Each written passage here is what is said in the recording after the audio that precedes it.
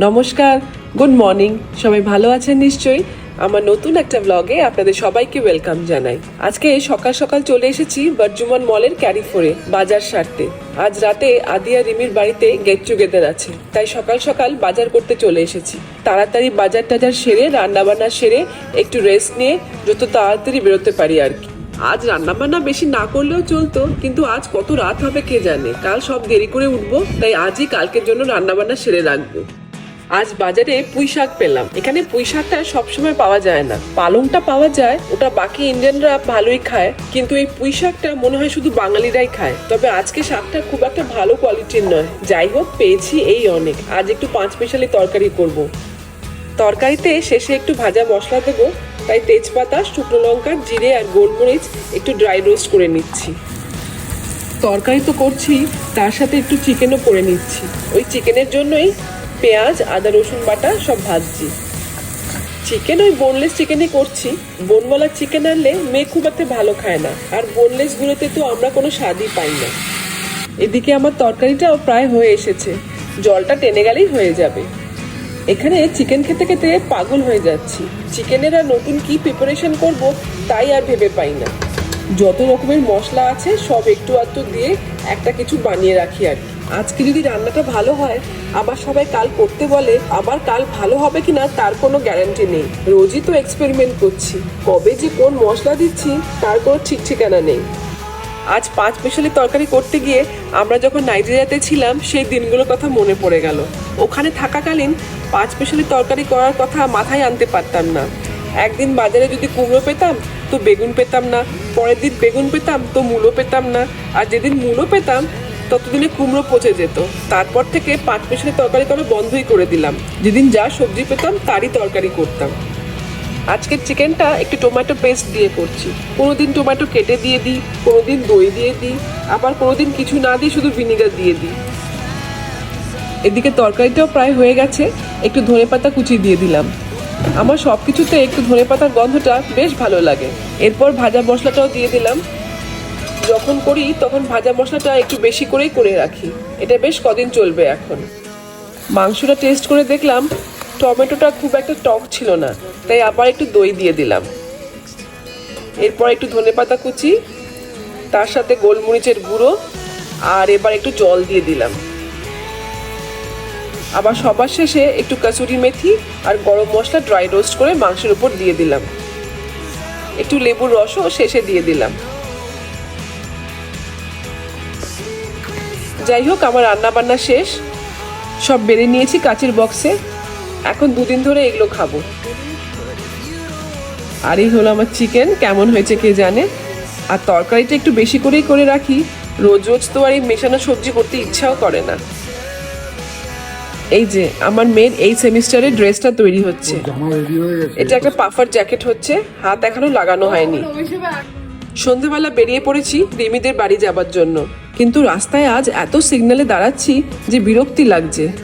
পায়ে হেঁটে ওদের বাড়ি যেতে 20 মিনিটের মতন লাগে, আর আজ ট্যাক্সিতে তার চেয়েও বেশি সময় লাগছে। সিগন্যালে 2টো করে গাড়ি ছাড়ছে, আর আবার সিগন্যাল লাল হয়ে যাচ্ছে। এখানেই এত দেরি হয়ে গেল। এই হচ্ছে রিমিদের পাড়া। ওদের এখানটা বেশ জমজমাট, অনেক দোকানপাট, রাস্তায় লোকজনের ভিড়ও থাকে খুব।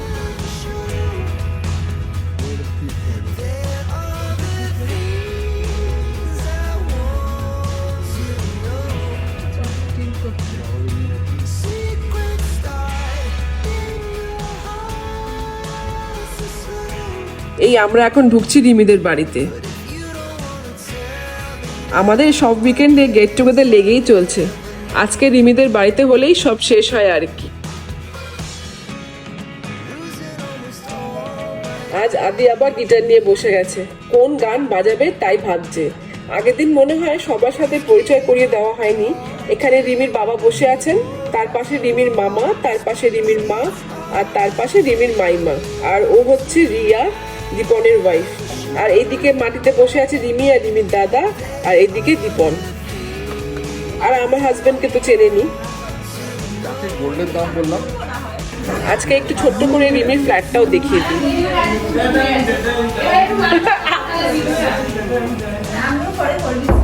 টাটাং টাটাং টাংটা আগের বারও গিয়েছিলি আদি।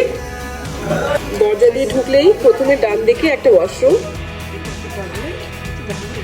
এই যে ওয়াশরুম, আর তারপর এগিয়ে গেলে লিভিং কাম ডাইনিং।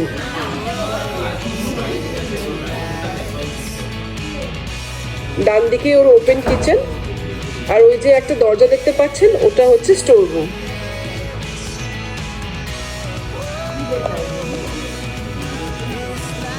এই লিভিং কাম ডাইনিং রুমেই আজ আমাদের আড্ডা বসেছে।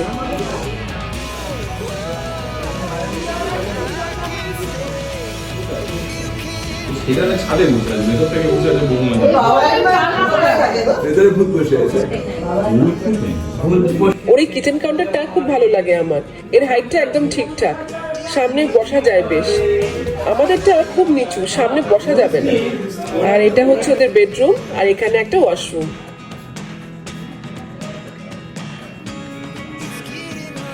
ব্যাস এই আর কি। এই হলো রিমি আর আদির ফ্ল্যাট। দুজন মানুষের জন্য আমার ভিডিওতে তখন ওঠেনি তো।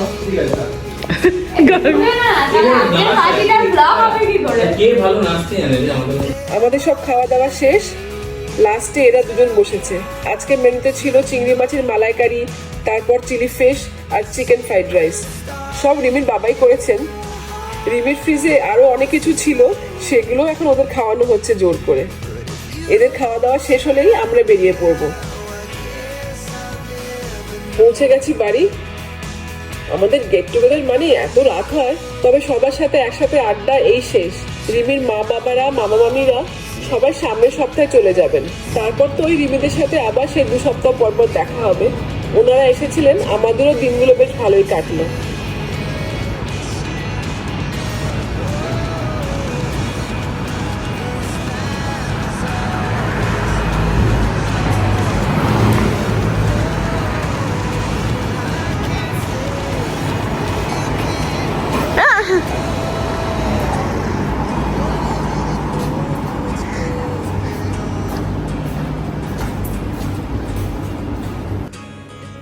শেষ পর্যন্ত এবার শুতে যাচ্ছি। এখন বাজে ভোর 3:30। আর এদিকে মেয়ের আরেকটা ড্রেস তৈরি হচ্ছে। এবারে সেমিস্টারে একটা ড্রেস তৈরি করছে, একটা পাফার জ্যাকেট তৈরি করছে, 2টো লেগ ওয়ার্মার তৈরি করছে, একটা ব্যাগ তৈরি করছে, অনেক কিছু আছে এবার। আর এই দেখুন, এত রাত্রে এখানে বর্জুমান মলের ছাদের উপর কাজ চলছে। সোলার প্যানেল লাগানো হচ্ছে মনে হচ্ছে। এইরকমই সারা রাত ধরে বেশ কদিন ধরেই কাজ চলেই যাচ্ছে।